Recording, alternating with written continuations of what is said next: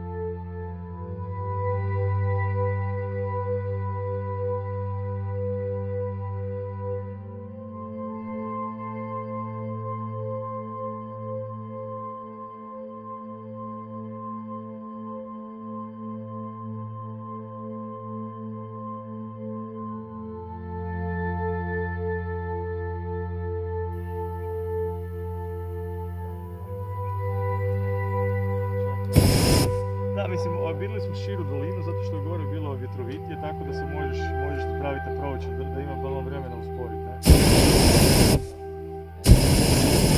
A i na jutarnjim letovima je to problem, mislim, teže je leti. Jesu ovo vaše? Jesu. Doška je tamo na cestu, spustit ćemo ga na ovo.